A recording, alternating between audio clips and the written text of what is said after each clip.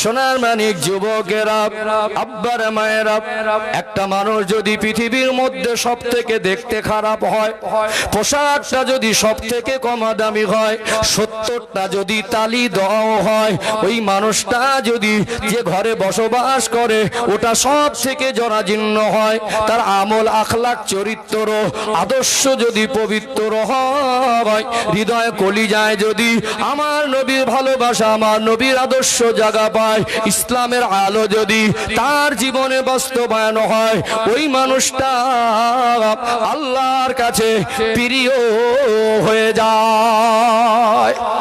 চেহারা যত সুন্দর হোক, যত টাকার মালিক হোক, দুনিয়ায় যত সুন্দর বাড়ি করুক, যত দামি গাড়ি কিনুক, যদি জীবনের স্বচ্ছতার পবিত্রতা অর্জন করতে না পারি, এসি রুমে থেকেও শান্তি পাওয়া যাবে না।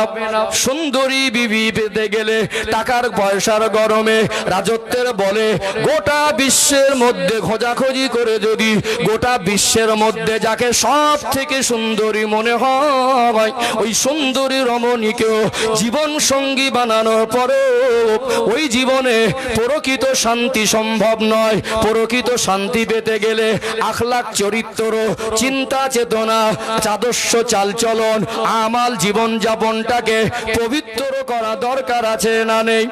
যার জীবন দুনিয়াবী জীবনে পবিত্র হয়ে যায়, আল্লাহ রেজামন্দি যদি হাসিল করতে পারে, ওই মানুষটাকে আমার আল্লাহ দুনিয়ায় উপহার হিসাবে দুনিয়ার জগতে শান্তি দেবেন, সম্মানে জীবন দেবেন, কবরের জগতে আল্লাহ শান্তি দেবেন, আখিরাতে চির শান্তির জায়গা আল্লাহ দয়ার জান্নাত নসিব করে দেবে। ও ভাইজানেরা, আজকে যদি আমার আপনার মনে হয় জীবনে শান্তির অভাব, বুঝতে হবে হয়তো আমাদের আমলে ঘাটতি। আজকে আমাদের জীবনটা বড় কঠিন মুহূর্তে দাঁড়িয়ে আমরা ইমানি পরীক্ষায় উত্তীর্ণ হওয়ার জায়গায় আমরা যে যার জায়গায় পেরেশানি হয়ে আছি। এই জায়গা এমন একটা জায়গা, এখানে আসলে মানুষের জীবনটা সহজ শান্তির অনুসন্ধান পাওয়া যায়। জোরে বলুন সুবহানাল্লাহ। এই জন্য আজকে আমার আলোচনার বিষয়বস্তু হলো ধৈর্য বা সবর। সবর জীবনে কতটা দরকার।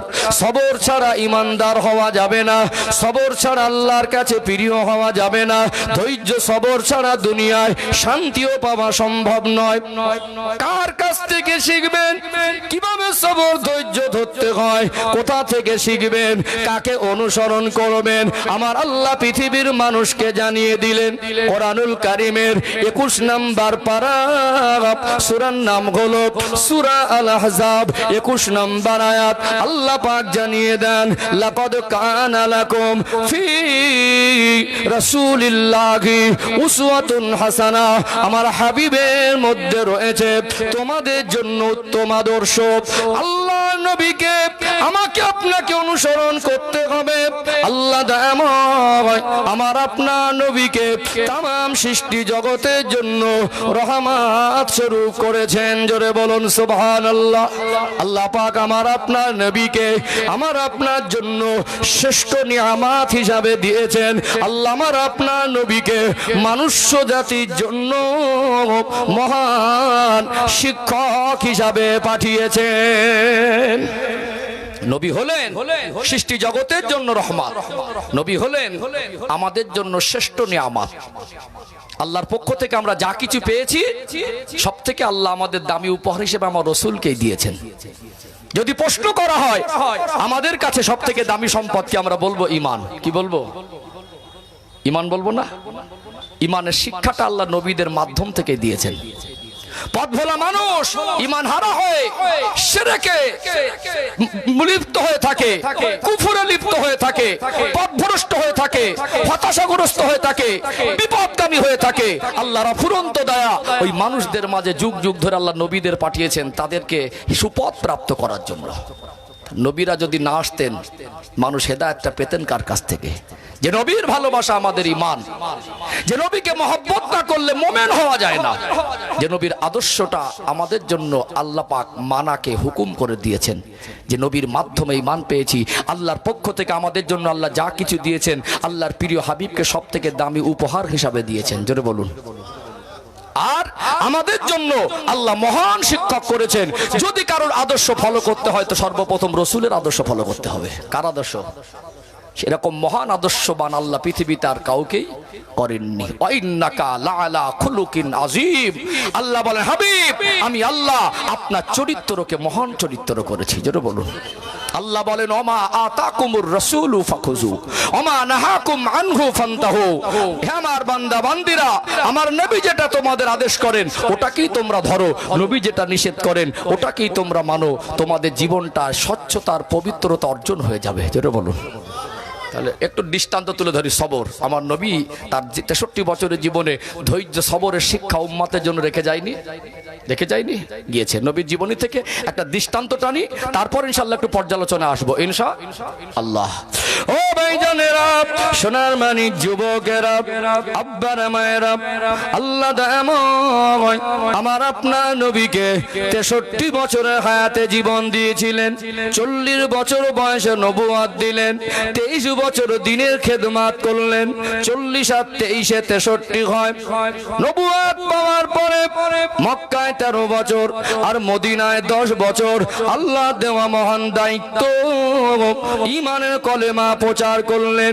এই 23 বছরে এত ঘাত প্রতিঘাত, এত দুঃখ কষ্ট, এত বেদনা, আমার নবীকে নিয়ে এত ষড়যন্ত্র, আমার নবীকে জানে মেরে ফেলার জন্য বহুবার পরিকল্পনা হয়েছে। এই 23 বছরের কষ্টের জীবনের মধ্যে আমার নবী জীবনের একটি বছর ছিল সব থেকে বেশি দুঃখের আর শোকের। 23 বছরের কষ্টের জীবনে, দিন প্রচারের জীবনে আল্লাহ নবী জীবনের সব থেকে বড় কষ্টের দিন ছিল দুটো। একটা হলো তায়েফের ময়দানে, আর একটা হলো হুদের প্রান্তরে। আল্লাহ নবীর যে বছরে সব থেকে দুঃখ কষ্ট বেশি, যে বছরে সব থেকে শোক বেশি, যে বছরে আল্লাহ নবী সব থেকে বেশি কষ্ট পেয়েছিলেন, যে সময়, সেই সময় নবী আমার ধৈর্য সবর করেছেন।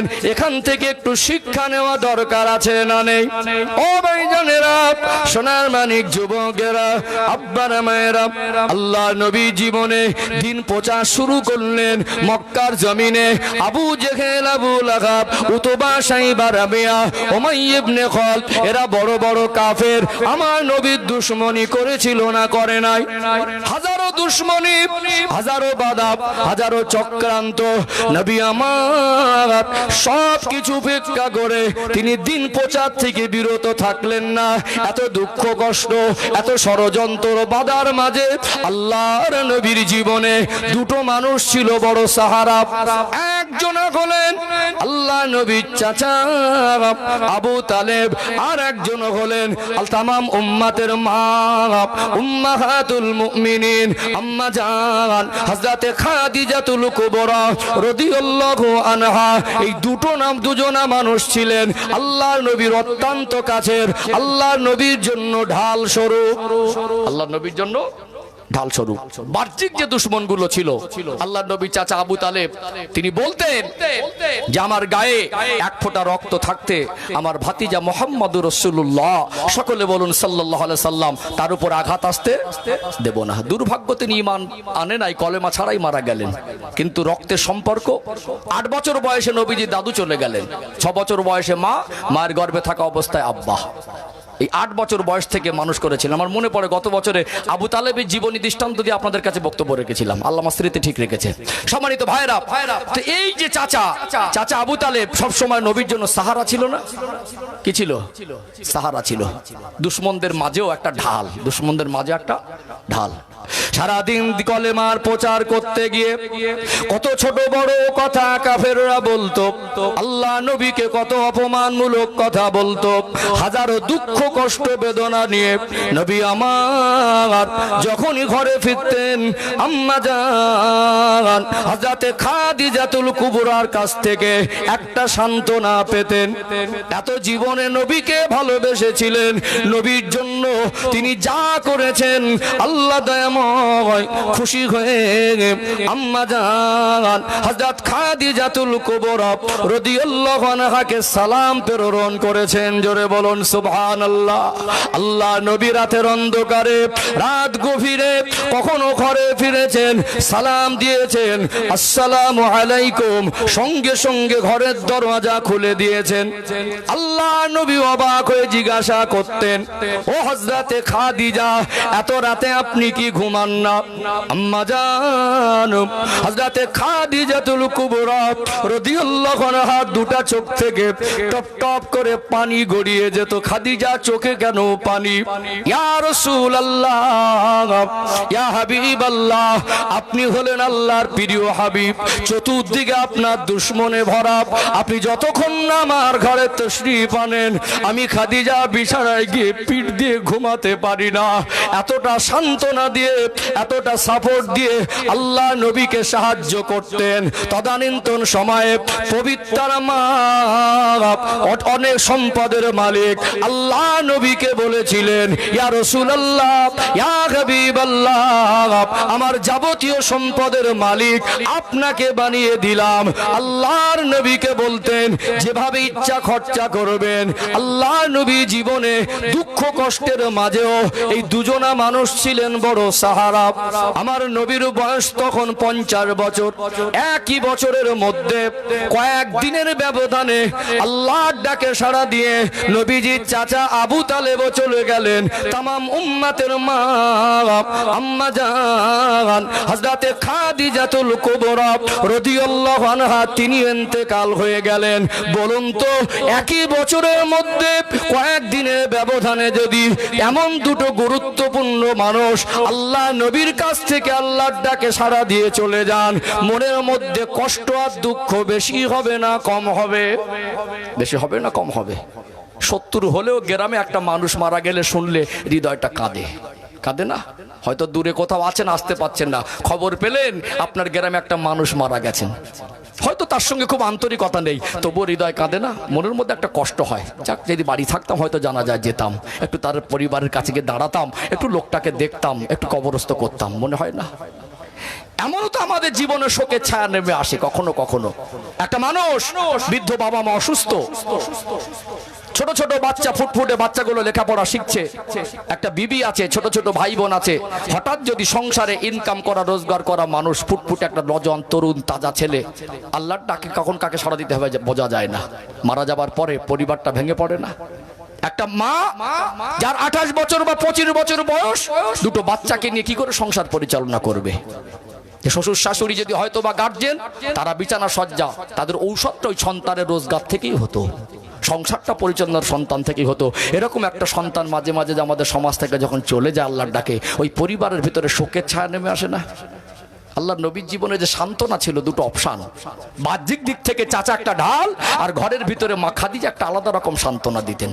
এই সান্ত্বনা দুটো কয়েকদিনের ব্যবধানে চলে যাবার পরে আল্লাহর নবী মানসিকভাবে কিছুটা ভেঙে পড়লেন। কেতাবের বর্ণনায়, সিরাতের কেতাবে ওই বছরটাকে আমুল হুজুন, দুঃখের বা শোকের বছর বলে উল্লেখ করা হয়েছে। এই 63 বছরের জীবনের মধ্যে সব থেকে বেশি দুঃখ কষ্ট শোক পেয়েছিলেন আল্লাহর নবী 50তম বছরে। ও ভাইজানেরা, সোনার মানিক যুবকেরা, আব্বারা মায়েরা, আম্মা জান হযরতে খাদিজাতুল কুবরা রাদিয়াল্লাহু আনহা চলে যাওয়ার পরে আল্লাহ নবীর চাচা আবু তালেব ইন্তেকালের পরে নবী আমার মানসিকভাবে ভেঙে পড়লেন।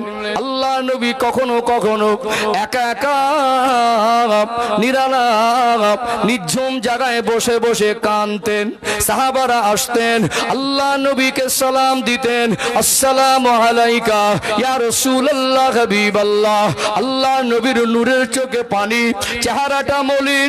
সাহাবা হুজুররা বলতেন, ইয়া রাসূলুল্লাহ হাবিবাল্লাহ, সব সহ্য করতে পারি, আপনার এই চোখের পানিটা আমাদের সহ্য হয় না। আল্লাহ নবী হুজুর যে মা খাদিজার জন্য আর চাচা জানের জন্য কাঁদতেন, এটা সাহাবারা বুঝতে পারতেন। এমন গুরুত্বপূর্ণ দুজন ব্যক্তি আল্লাহর ডাকে সাড়া দিয়ে চলে যাওয়ার পরে আবু জেহেলরা, কাফেররা তারা নতুন করে ষড়যন্ত্র করেছে। এতদিন চাচা আবু তালেব বেঁচে ছিল, বড় কিছু নিতে গিয়ে ভাবতে হয়েছে, বড় কিছু সিদ্ধান্ত নিতে গিয়ে ভেবেছি। আজকে ভাবার আর দরকার নেই, সময় সুযোগ এসেছে। এই মুহূর্তটা আমার আপনার নবী জীবনের শোকের ছায়া, আর কাফেররা ষড়যন্ত্র করেছে আমার নবীকে জানে মেরে দেবে। বলুন তো দেখি, আজও পর্যন্ত সমাজে এমন কিছু নিকৃষ্ট মানুষ আছে, মানুষ যখন বিপদে পড়ে, ওই বিপদে পড়ে থাকলে তাকে সাহায্য করার জায়গায় বিপদের মুহূর্তে তার পিছনে ষড়যন্ত্র করে।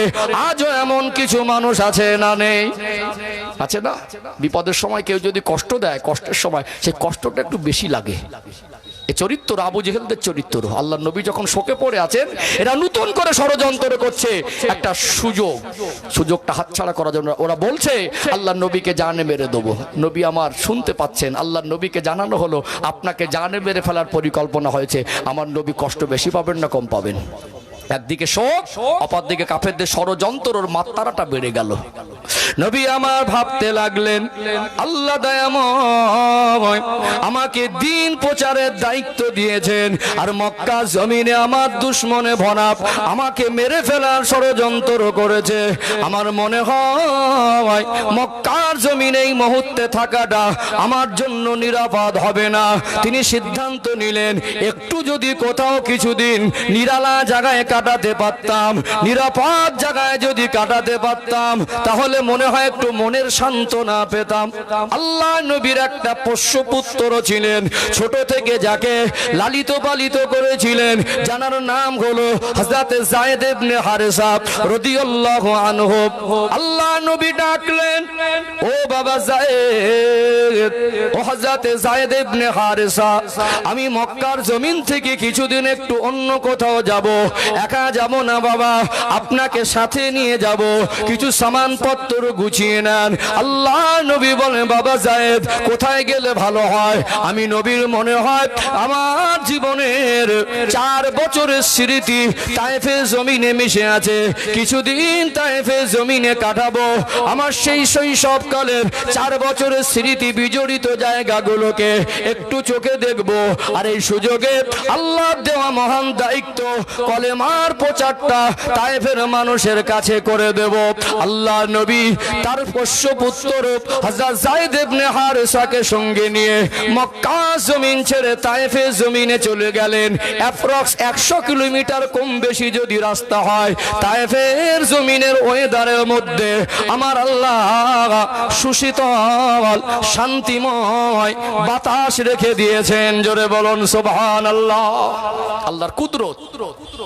মক্কার শহর থেকে তায়েফ ডিস্টেন্স 100 কিলোমিটার কম বেশি হবে, কিন্তু মক্কা নগরের যে ওয়েদার কখনো 48-50 ডিগ্রি সেলসিয়াস হয়। আমাদের এখানে 40 হলে দম হাইফাই করে। বাঁকুড়া পুরুলিয়ার দিকে ওই নিউজে খবর দেয় যখন খুব গরম পড়ে 42-43 মাঝে মাঝে। মক্কার শহরে, মক্কা মদিনাতে কিছু কিছু পাহাড়ি এলাকাতে ওয়েদারের টেম্পারেচার 50 টপকে যায়। কত? 100 কিলোমিটার ডিস্টেন্স।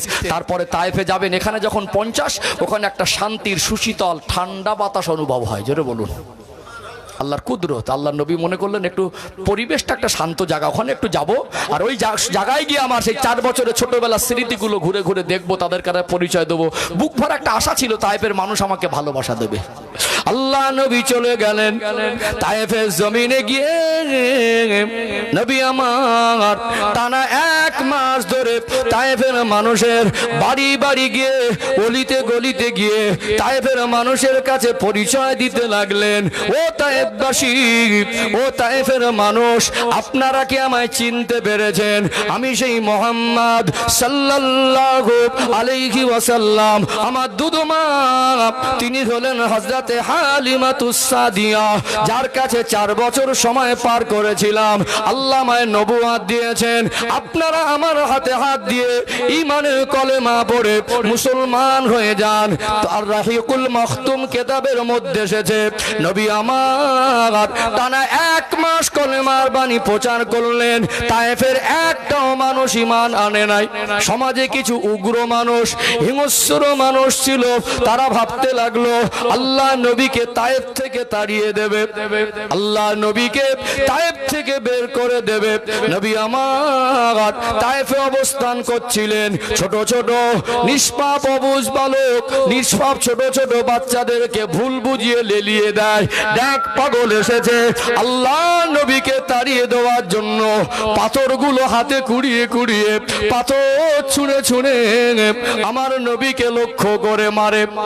আল্লাহ নবী তো কোনো দোষ করেন নাই, আল্লাহ নবী তো তায়েফের মানুষের কোনো ক্ষতি করেন নাই, কোনো খারাপ কথা বলেন নাই, অন্যায় কথা বলেন নাই, তথাপিও আমার নবীকে পাথর ছুঁড়ে ছুঁড়ে মারে। দয়ার নবী, মায়ার নবীর পূর্ণিমার চাঁদের মতো চমকানো চেহারাটা পাথরের আঘাতে রক্তাক্ত হয়ে যায়। আল্লাহ রসুলের পোষ্য পুত্র হযরতে যায়েদ ইবনে হারেসা রাদিয়াল্লাহু আনহু আমার নবীকে জানের থেকে বেশি ভালোবাসতেন। আমার নবীর শরীরে পাথরের আঘাত দেখে বলেন, ইয়া রাসূলুল্লাহ, হাবিবাল্লাহ, এখানে থাকা যাবে না, বেরিয়ে চলুন। আল্লাহ নবীকে যত পাথর ছুঁড়ে ছুঁড়ে মারে নিজের সিনাটা পেতে দেয়। আল্লাহ নবী হাঁটতে লাগলেন। হযরত যায়েদ ইবনে হারেসা রাদিয়াল্লাহু আনহু হাঁটতে লাগলেন। 2.5 মাইল রাস্তা হেঁটেছিলেন, আর 2.5 মাইল ধরে পিছনে পিছনে পাথর ছুঁড়ে ছুঁড়ে মারছিলেন। আজ যদি মাইল থেকে কিলোমিটারে কনভার্ট করেন, 3.5 থেকে 4 কিলোমিটারের মতো রাস্তা। আল্লাহ নবীকে পিছন থেকে পাথর ছুঁড়ে ছুঁড়ে মারে। আল্লাহ নবীর গোটা শরীরটা রক্তাক্ত হয়ে গেল, খুন আর খুন হয়ে গেল। আমার রাসূলুল্লাহর পিরহান জুব্বা মোবারকটা রক্তে লাল হয়ে গেল। আমার নবীর শরীরে ক্ষত বিক্ষত হয়ে গেল। নালাইম জুতো মোবারকে রক্ত জমে গেল। আল্লাহ নবী এতটা জ্বালা যন্ত্রণা পাচ্ছিলেন, এতটা কষ্ট অনুভব করছিলেন, নবী আমার আর হাঁটতে পারেন না, আর দাঁড়াবার মতো ক্ষমতা নেই। শরীর থেকে এতটা রক্ত বেরিয়ে গেছে। আল্লাহ নবী অসুস্থ অনুভব করতে লাগলেন। একটা সময় নবী আমার আস্তে আস্তে আস্তে জমিনে আর হাঁটার কোনো ক্ষমতা নেই, জমিনের মধ্যে বেহুশ হয়ে পড়ে গেলেন। মানুষ এত নিষ্ঠুর হয়, মানুষ এত হিংস্র হয়। আল্লাহ নবী বেহুশ হয়ে গেছেন। ওই অবস্থায় পাথর ছুঁড়ে ছুঁড়ে মারে। তারা মনে করেছেন যেভাবে এত বেশি আঘাত করেছি, হয়তো আমার নবী আর বেঁচে নাই। আল্লাহ নবীকে ছেড়ে দিয়ে চলে গেল। হযরত যায়েদ ইবনে হারেসা রাদিয়াল্লাহু আনহু তিনি একা কি করবেন, অনেক কষ্ট করে আমার আপনার নবী দয়ার মায়ার নবীকে কোলে উঠিয়ে একটু একটা পাশে আঙুর বাগান ছিল, ওই আঙুর বাগানের একটু আড়ালে গাছের নিচে আশ্রয় নিলেন। আল্লাহ নবীর গোটা শরীরটা রক্তাক্ত। আমার রাসূলকে একটু আড়াল জায়গায় আঙুর বাগানের ভিতরে নিয়ে গিয়ে আল্লাহ রাসূলের মাথা মোবারকটা কোলের উপরে, আমার রাসূলুল্লাহ রক্ত মাখা চেহারা সহ্য করতে পারেন না। আমার রাসূলুল্লাহ কপাল মোবারকে চুমা দিতে লাগলেন। হযরত যায়েদ ইবনে হারেসা করুণ সুরে হৃদয় ভরা ব্যথা নিয়ে আল্লাহ নবীকে ডাকেন, ইয়া রাসূলুল্লাহ, ইয়া হাবিবাল্লাহ, আমি যায়েদ ইবনে হারেসা আপনার কষ্ট আর সহ্য করতে পারছি না। হুজুর একবার আপনি চক্ষু মোবারক মেলে দেখেন, আল্লাহকে ডেকে বলেন, আল্লাহ ও দয়াময় আল্লাহ, আপনার প্রিয় হাবিবকে আপনি হুশ মোবারক এনায়েত করেন। আমি যায়েদ ইবনে হারেসা আমার রাসূলের কষ্ট আর সহ্য করতে পারছি না। আল্লাহ নারাজ হয়ে গেলেন, আল্লাহ নাখোশ হয়ে গেলেন। আল্লাহ ডাক দিলেন, ও মালিকাল, ও হযরতে আজরাইল, ও আমার ফেরেশতা আজরাইল, জান জান।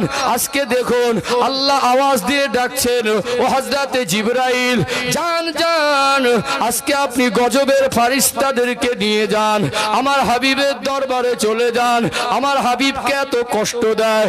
ও হযরতে জিবরাইল, গজবের ফেরেশতাদের নিয়ে যান, যারা আমার হাবিবকে এত কষ্ট দিয়েছে ওদেরকে জানে মেরে দেন, পাহাড়গুলো তুলে এনে ওদের চাপা দিয়ে ধ্বংস করে দেন। আমার হাবিবের কাছে অনুমতি চাইবেন, আমার নবী যদি অনুমতি দেয় ওদের ধ্বংস করে দেবেন। আল্লাহ দয়াময় এমন সময় আমার আপনার নবী দয়ার নবীর হুশ মুবারক এনায়েত করেছিলেন। জোরে বলুন সুবহানাল্লাহ। আল্লাহ নবী চক্ষু মোবারক মেলে দেখলেন, দয়ার নবীর নূরের চোখ থেকে পানি মোবারক গড়িয়ে যায়। হযরত যায়েদ ইবনে হারেসাকে জিজ্ঞাসা করেন, ও হযরতে যায়েদ, বাবা কোথায় আছি আমায় একটু বলেন।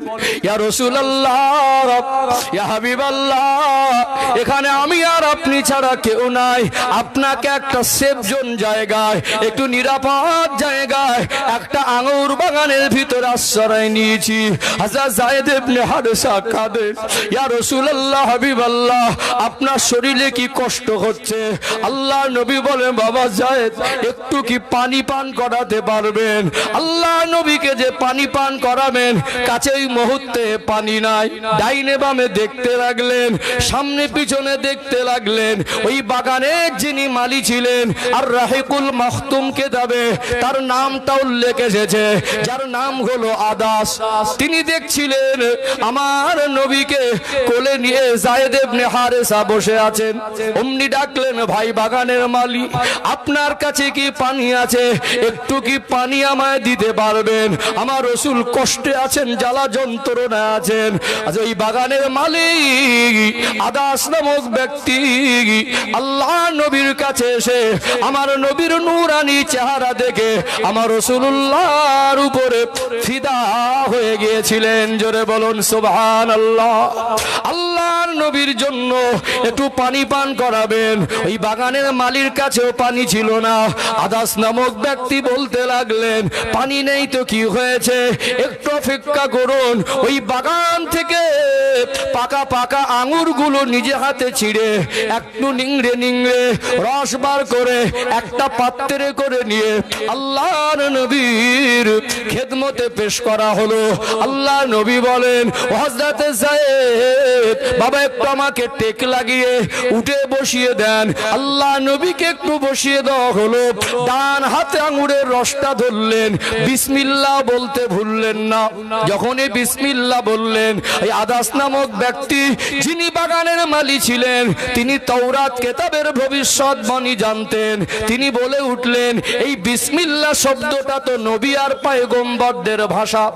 মুসা আলাইহিস সালাম বলতেন, ঈসা আলাইহিস সালাম বলতেন, দাউদ আলাইহিস সালাম বলতেন, সুলাইমান আলাইহিস সালাম বলতেন।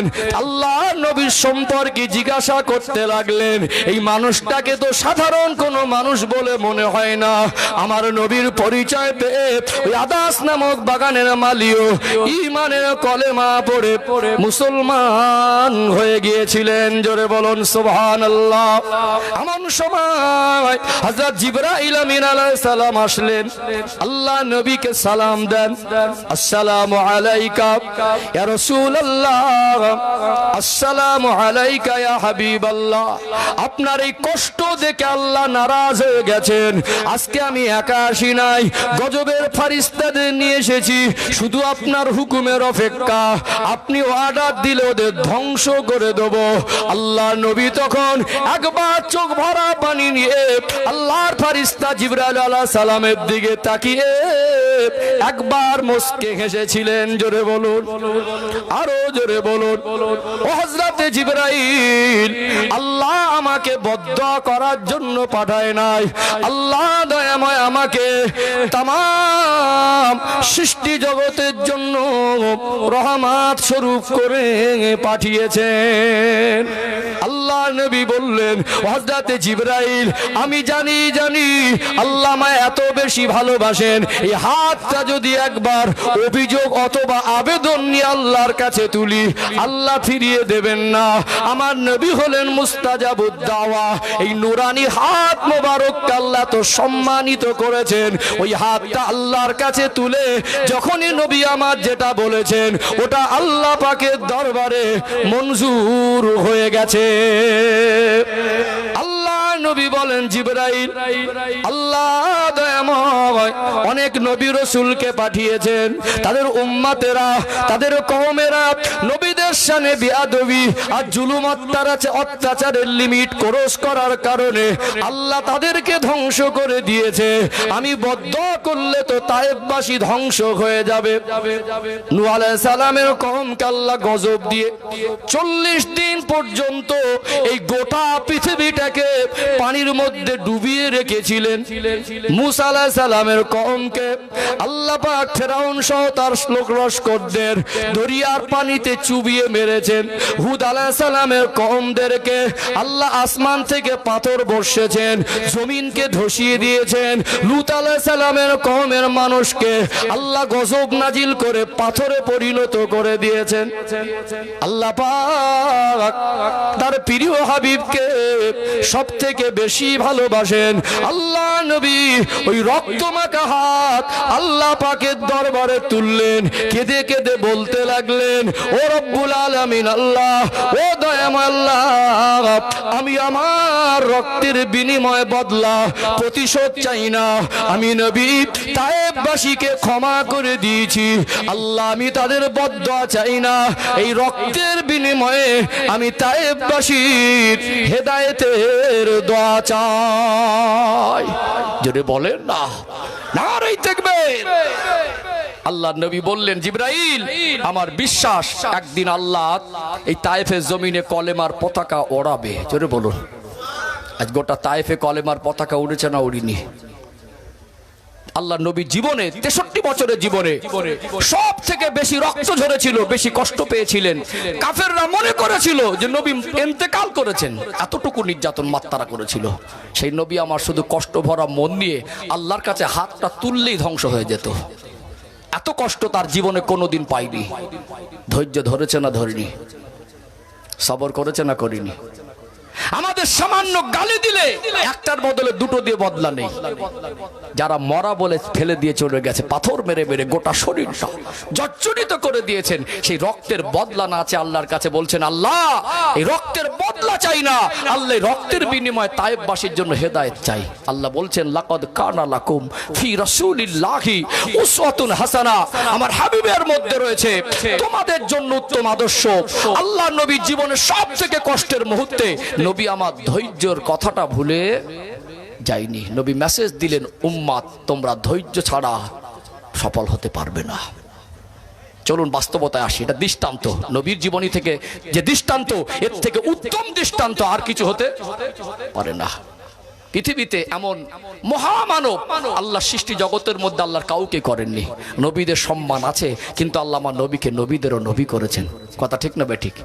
এমন বর্তমান গোটা বিশ্বের মধ্যে এমন একজন নেতা, মন্ত্রী, রাষ্ট্রপ্রধানের সন্ধান দিতে পারবেন? চ্যালেঞ্জ থাকলো পৃথিবীকে। নেতার বিরুদ্ধে গেলে ঘর চুরমার হয়ে যায়।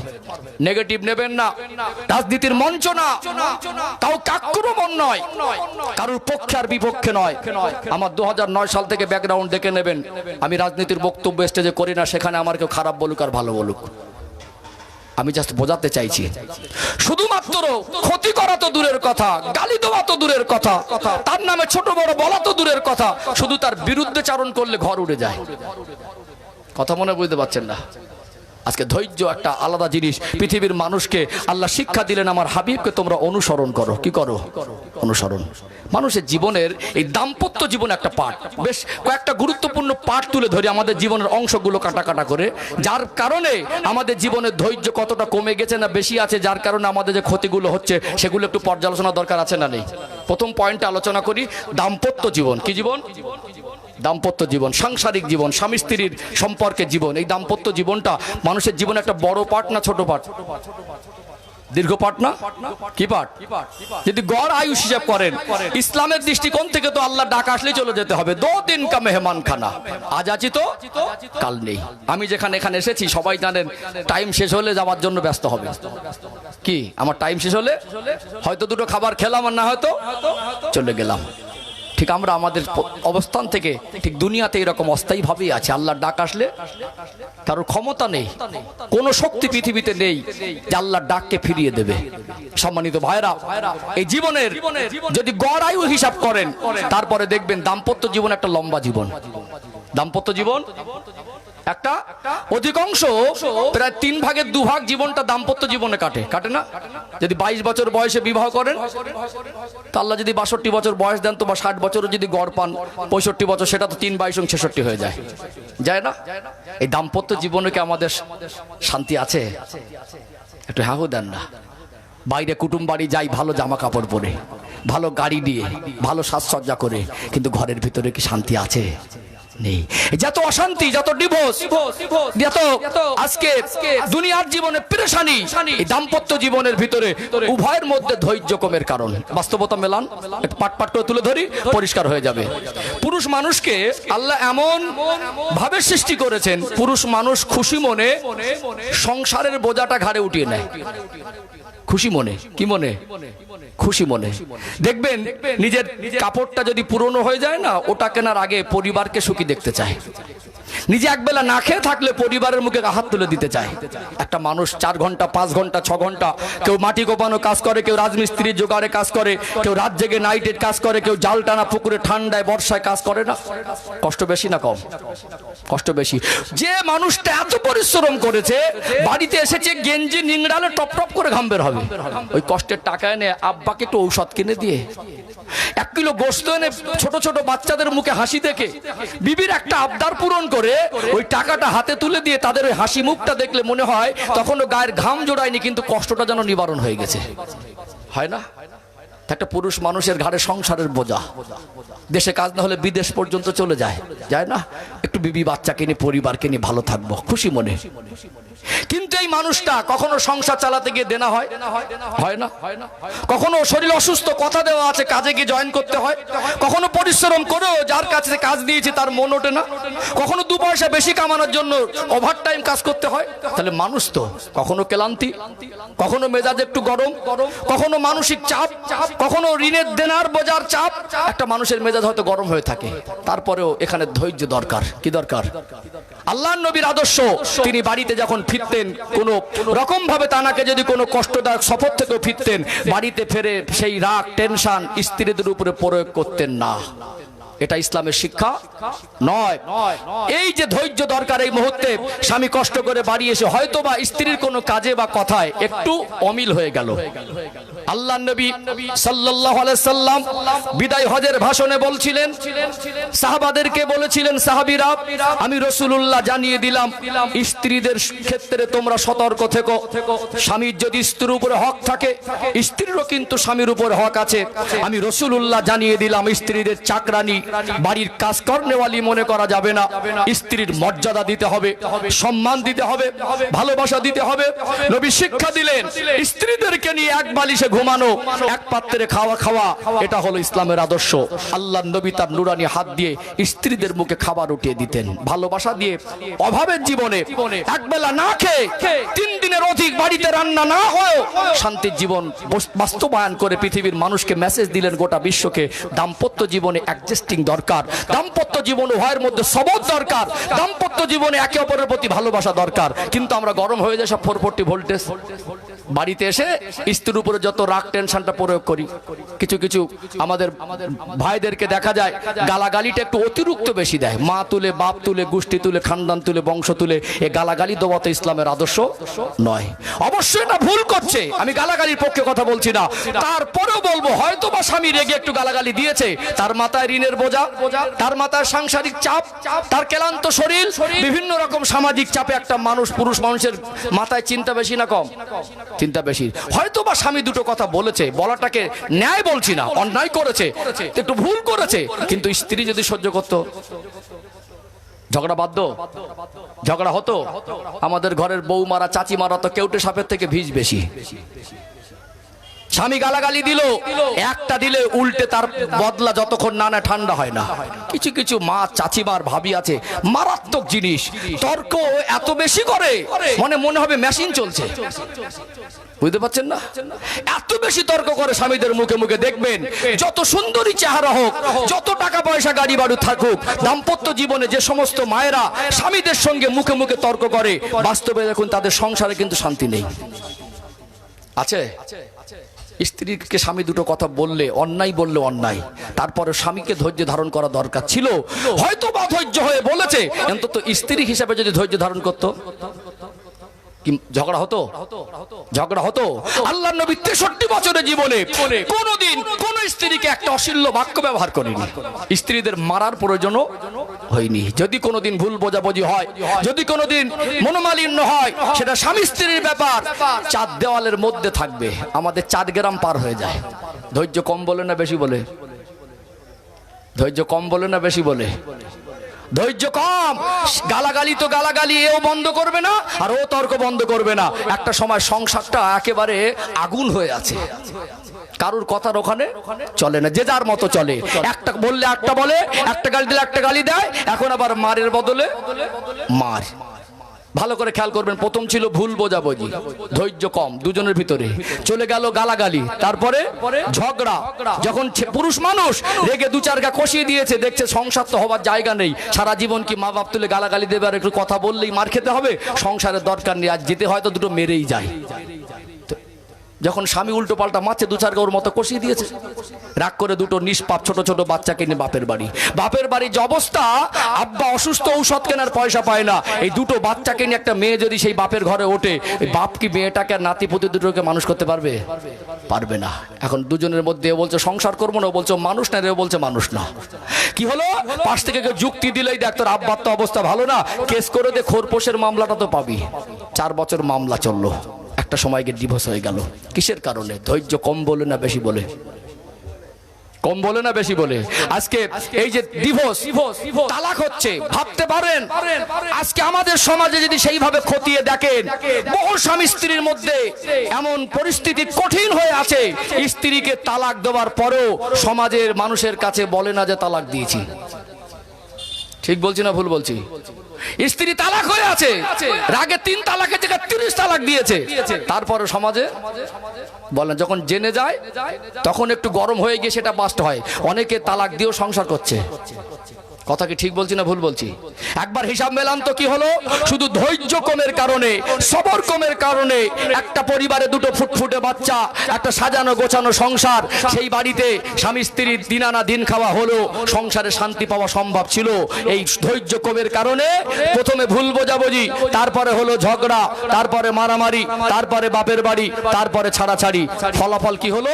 একটা সোনার সংসার তছনছ হয়ে গেল। আর কি হলো? উভয় পক্ষের গার্জেন সম্মান গেল। আর কি হলো? সারা জীবনের জন্য দুজনে কলঙ্কিত হয়ে গেল। আর কি হলো? একটা নিষ্পাপ নিরপরাধ ফুটফুটে বাচ্চা, এই ইফেক্টটা তাদের উপরে পড়লো। পড়িনি? ধৈর্য কমের কারণে কত ক্ষতি হলো। ক্ষতি হলো কি হলো না? আপনি ধৈর্য যদি না ধরতে পারেন, আপনার যা অস্বভাব, মুখে মুখে তর্ক করা, আপনার যা আদর্শ, স্বামীর কথা সহ্য না করা, অন্য জায়গায় গিয়ে যদি পরিবর্তন না হন তো সংসার হবে? আর আপনার যা স্বভাব আপনি যদি না পাল্টান, আর একটা যদি দুধ দিয়ে ধোয়া মেয়ে এনে দেন, আপনার যদি গালাগালি অভ্যাস আর বদমেজাজিটা থাকে, সেও আপনার কাছে টিকবে? তাহলে ধৈর্য একটা মানুষকে বিপদগামী করে না সুপদগামী করে? ধৈর্য সুপথগামী করে, আর অধৈর্য বিপদে ফেলে দেয়, সংসার তছনছ হয়ে যায়। একটা নিরপরাধ বাচ্চা তার সেই ইফেক্টের হয়ে যায় তার দ্বারা।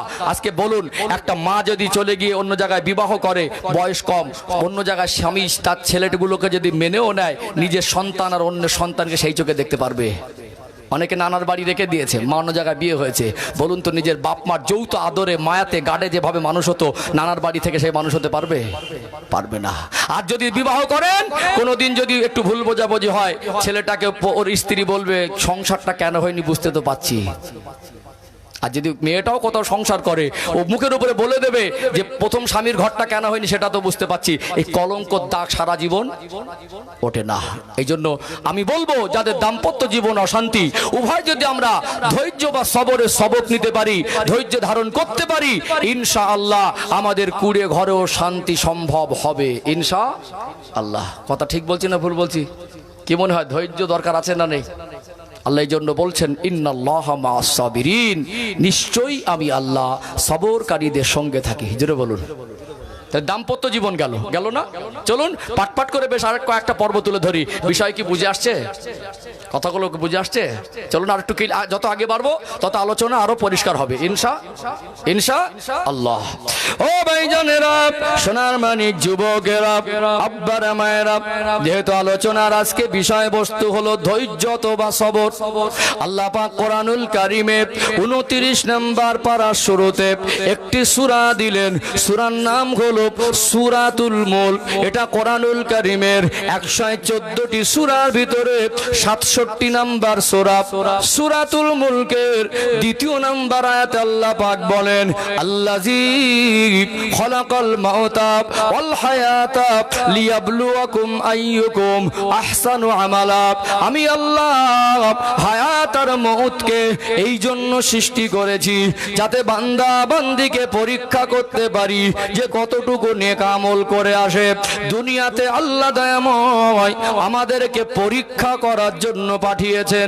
কখনো আল্লাহ রোগ দেন, কখনো আল্লাহ দুনিয়ার সম্মান দেন, কখনো দুনিয়া অর্থ দেন, কখনো অভাব দেন, কখনো মুসিবত দেন, কখনো অসুস্থতা দেখা যায়।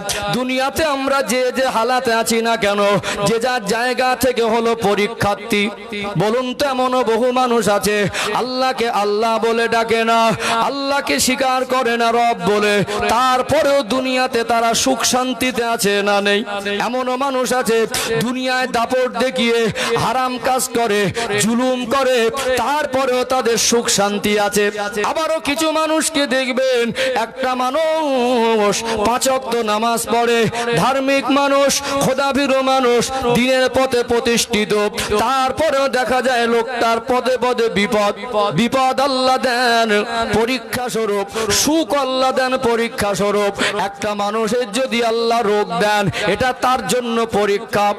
এখানে একটা কথা আপনাদের বলি, আল্লাহ নবী বলেন, যদি দুনিয়ার কোন মানুষের, নবী আমার সাহাবাদের বলতে লাগলেন, আল্লাহ যদি রোগ দেন, বিনিময় আমার আল্লাহ ওই বান্দা বান্দির গুনাহ মাফ করতে থাকেন। জোরে বলুন সুবহানাল্লাহ।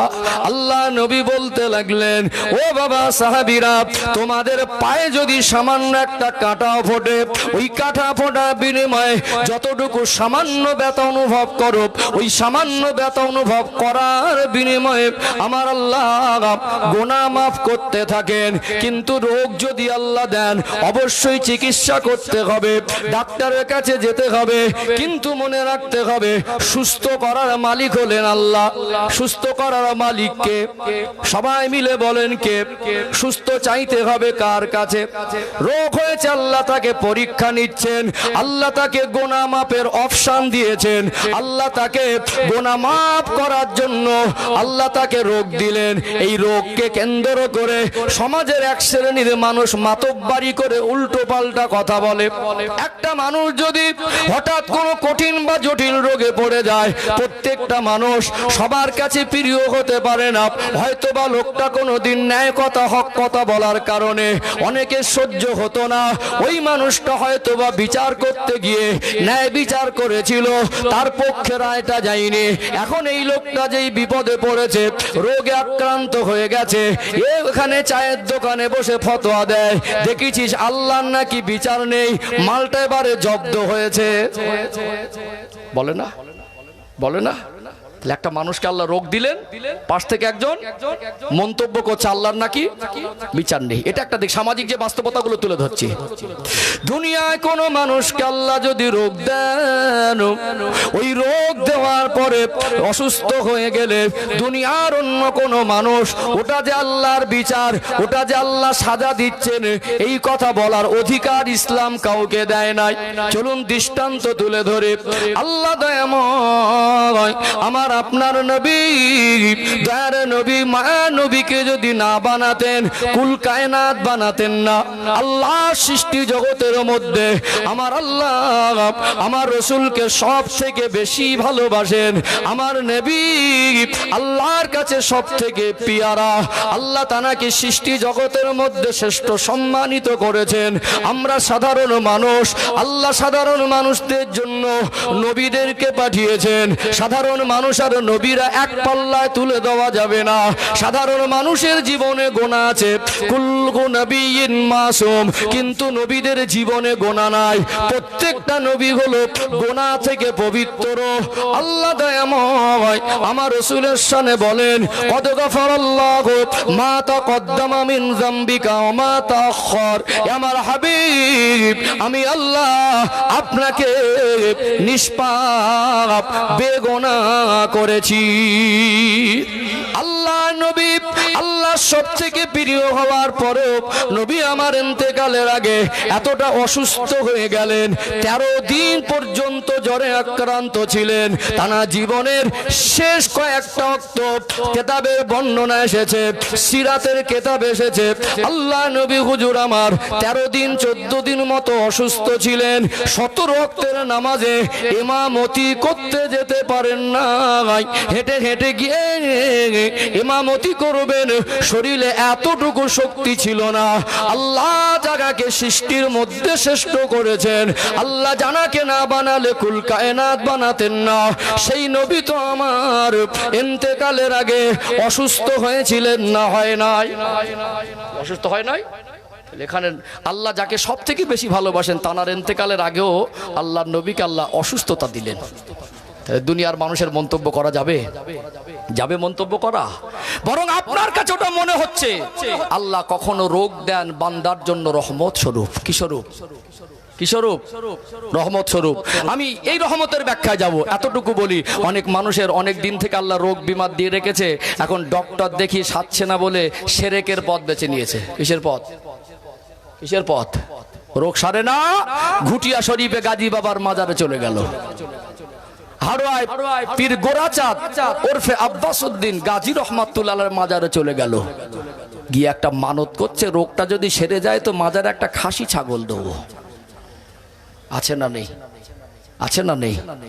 আমিরুশ শরিয়াত কুতুবুল আলম মুজাদ্দিদুজ্জামান দাদা হুজুর পীর কেবলা, 5 হুজুর কেবলা বসিরহাটের বড় মাওলানা আল্লামা হিন্দ রুহুল আমিন রাহমাতুল্লাহ আলাইহি তার লিখিত কিতাব, তাদের খেদমত, তাদের অবদান বাংলার মানুষ যদি আজ অস্বীকার করে, নিমুখ হারামি করা হবে। খুঁটিনাটি মতবিরোধ ছিল, আছে, থাকবে। দেখলেন অকাপ আইনকে পরিবর্তন করে দিল, আবার এসআইআর চালু করে দিল, কখনো আবার এনআরসি করবে করবে বলতে কোনোদিন করেই দেবে। আমার কওমকে বিভিন্ন রকম চক্রান্ত করে পিষে মারার ষড়যন্ত্র হচ্ছে। আর এই স্টেজে বসে খুঁটিনাটি বিষয় নিয়ে একে অপরের প্রতি বিষিয়ে তোলা, বিভ্রান্ত তৈরি করা, মানুষের ভিতরে ফিতনা বাঁধানো, এটা একটা খোদাভীরু আলেমের কাজ হতে পারে না। অবশ্যই এক ছাতার নিচে দাঁড়াতে হবে। মাসলাকগত পার্থক্য থাকতে পারে, আমরা সব এক আল্লাহর বান্দা, এক নবীর উম্মত, মুসলমান মুসলমানের ভাই ভাই। আল্লাহর নবী বললেন, সাহাবায়ে কেরামেরা আমি রাসূলুল্লাহ তোমাদের জানিয়ে দিলাম, আল মুসলিমু আখুল মুসলিম, একজন মুসলমান আর একজন মুসলমানের ভাই।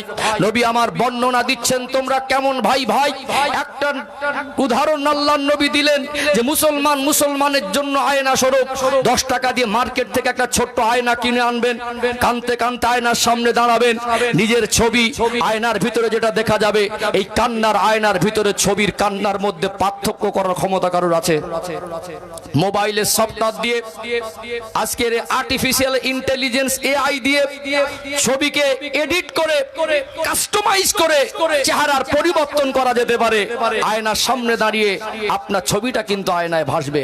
আজ থেকে 1400 বছর আগে সর্বকালের সর্বযুগের সর্বশ্রেষ্ঠ মহামানব, যিনি সৃষ্টি জগতের জন্য রহমত, ইমামুল আম্বিয়া, খাতামান নবিয়্যিন, সাইয়্যিদুল মুরসালিন, নূরে মুজাসসাম, রাহমাতাল লিল আলামিন, প্রিয় রাসূলের 63 বছরের জীবনের জবান থেকে বর্ণিত প্রত্যেকটা সেন্টেন্স, প্রত্যেকটা বাক্য, প্রত্যেকটা শব্দ, প্রত্যেকটা লাইন এত দামি, গোটা পৃথিবীর মানুষ যদি তার জীবনী নিয়ে গবেষণা করেন, পৃথিবীর মানুষ যত তার জীবন স্টাডি করবে, তার হৃদয়ের দরজা খুলবে, অন্তরের চোখের আলোর বৃদ্ধি পাবে। সেই দয়ার নবী এমন এক উদাহরণ দিয়েছিলেন, সোনা দিয়ে উদাহরণ দেয়নি, ডায়মন্ড দিয়ে উদাহরণ দেয়নি। নবী বলেছিলেন, সাহাবীরা, আমি রাসূলুল্লাহ তোমাদেরকে রেখে যাচ্ছি, তোমরা আমার উম্মত, ইমানদার ইমানদারের এইরকম ভাই, একজন আর একজনের জন্য আয়না স্বরূপ। নবী বুঝিয়ে দিলেন, আয়নার ভিতরে ছবি পরিবর্তন হয় না। আয়নার সামনে দাঁড়িয়ে হাসবে, নিজের ছবি আর ওই ছবির মধ্যে পার্থক্য করা যায় না। এখানে মুসলমান মুসলমানের হাসিতে হাসতে হবে, মুসলমান মুসলমানের দুঃখে সমপরিমাণ দুঃখিত হতে হবে। এটা আল্লাহর নবীর শিক্ষা।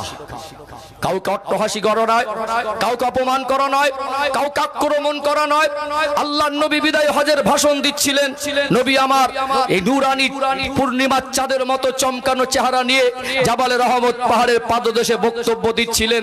লক্ষাধিক সাহাবা পূর্ণিমার চাঁদের মতো চেহারা চমকাচ্ছিল। আল্লাহর নবী বারবার বলছিলেন, আলবিদা আলবিদা আলবিদা, হতে পারে এটা জীবনের শেষ বিদায়, আল্লাহ আমায় হায়াতে রাখবেন, আবার হজ করব, এত মানুষকে পাবো, মজলিসে এইভাবে কথা বলবো, এটা নাও হতে পারে। সাহাবারা আমার কথাগুলো মনোযোগ দিয়ে শোনো। নবী বলছিলেন, সাহাবীরা আজকে কোন দিন? সাহাবারা জানতে হজের দিন। আল্লাহর নবীর কথার বলার ভঙ্গিমা, নবী কত দরদ মাখা কণ্ঠে বলছিলেন, সাহাবারা এটা কি হজের দিন নয়? হ্যাঁ ইয়া রাসূলুল্লাহ, এটা হজের দিন।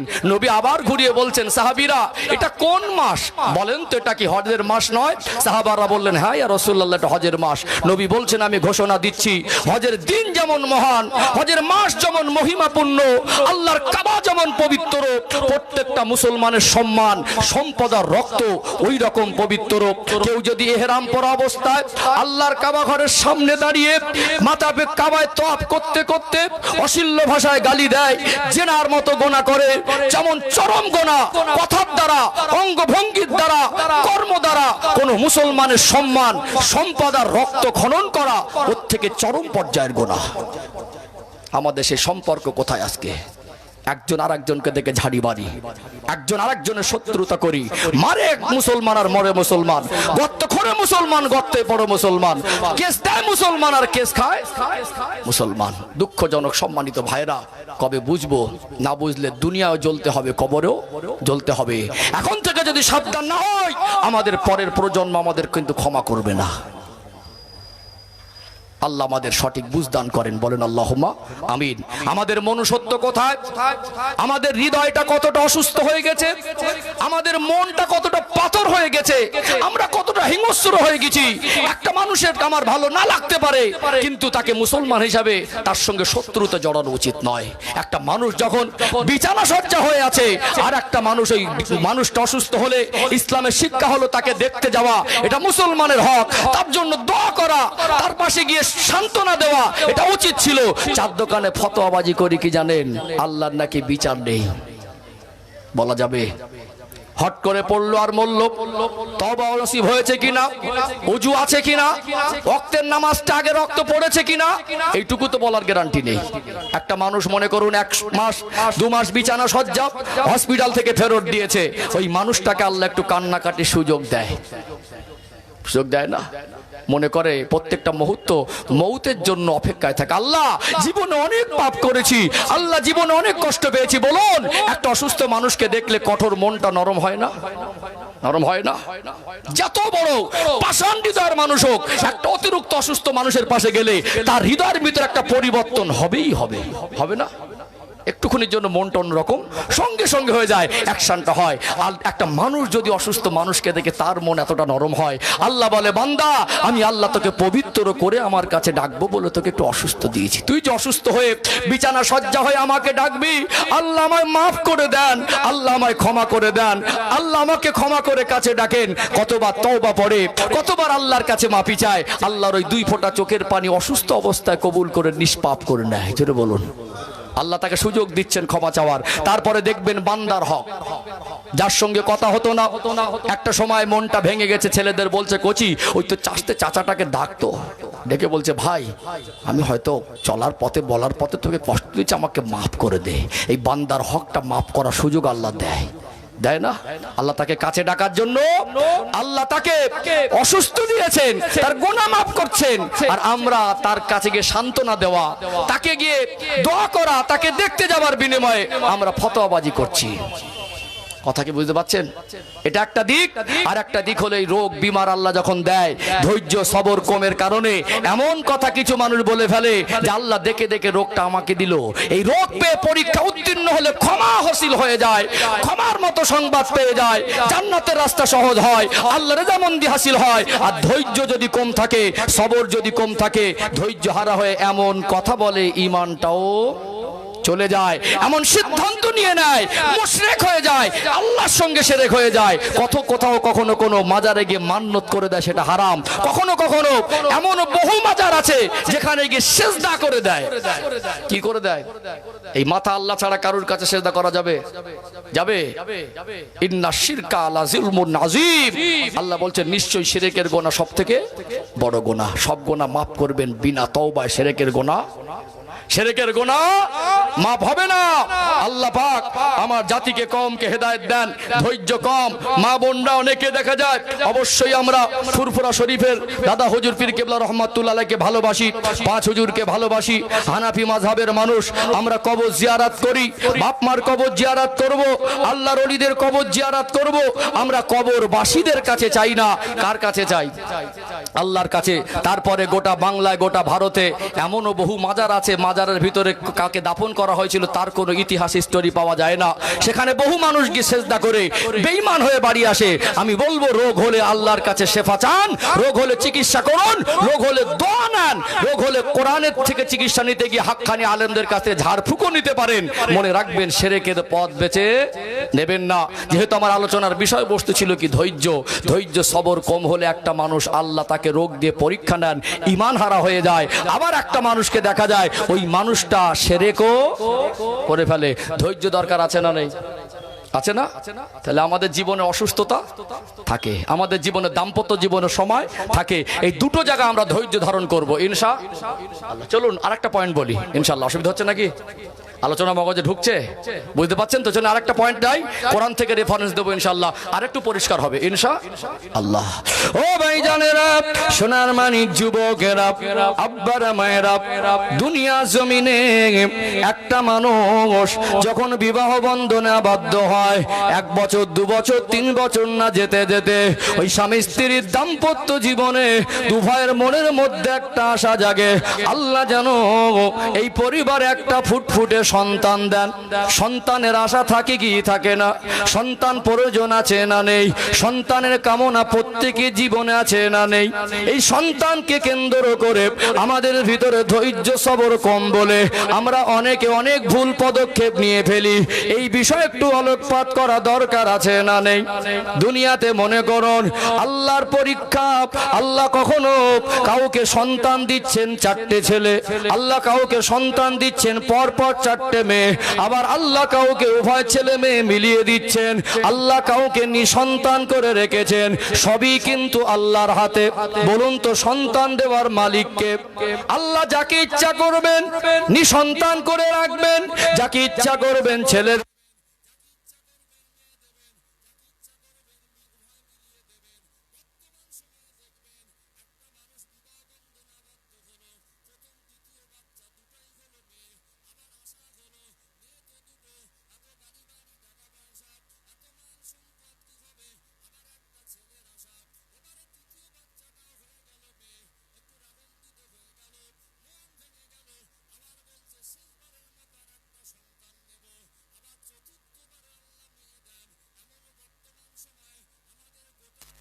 চিত্রে দেখা যায় কি যায় না?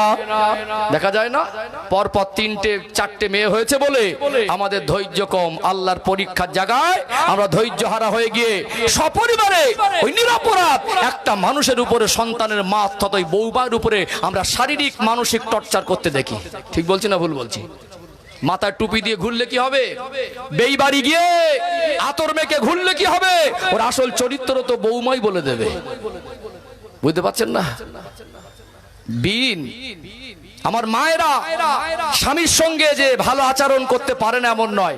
মার্কেটিং করতে গিয়ে দোকানদারের সঙ্গে এত ভালো করে ভদ্রভাবে কথা বলবে, মনে হবে এত ভালো মানুষ মানে দুনিয়া খুঁজে পাওয়া যাবে না।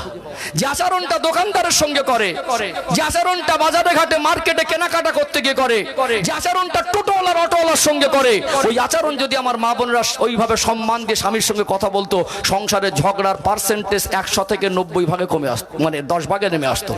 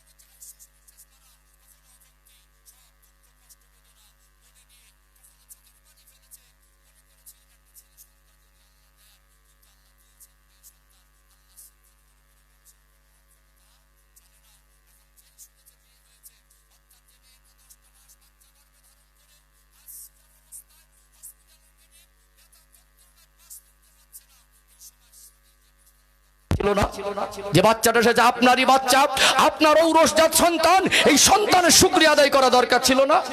হসপিটালেই দেখতে গেল না, মেয়ের মা আর বাপ নিরুপায়কে বাড়ি নিয়ে গেল, ফোনে কথা বলছে গরম গরম, অন্য জায়গায় কট লাইনে সম্পর্ক, আবার একটা বিয়ে করেছে। আছে না নেই? তাহলে আল্লাহ পরীক্ষা নিচ্ছেন, আমাদের ধৈর্য কম।